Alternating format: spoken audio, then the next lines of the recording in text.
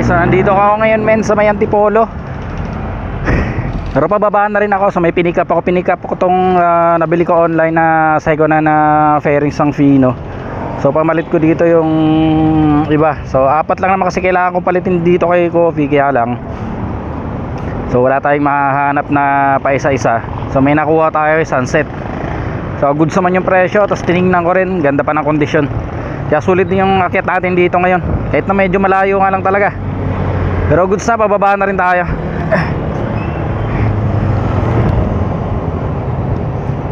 Medyo malaki lang ang karga pero magaang lang naman. Okay, so baba na tayo, baba na. Habang medyo maliwaliwanag pa. Tagal-tagal din ako hindi nakakyat dito sa lugar na to.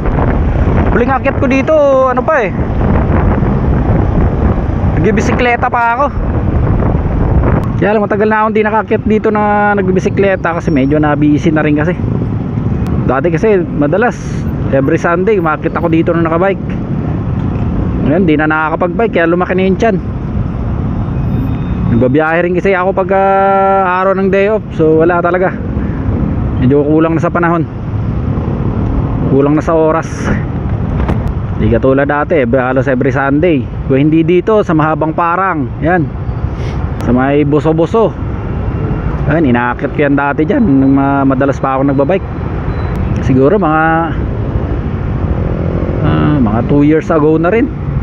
Magto 2 years na siguro huling nag long ride ako sa bisikleta. Pasalubong.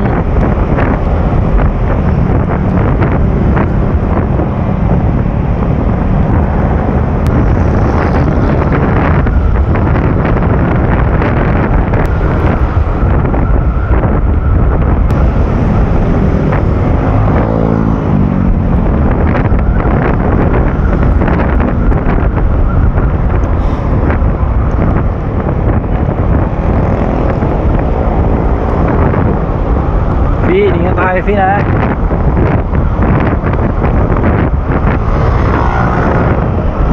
Oh. Ikaw, dandahan. Pipitik ka bigla ah.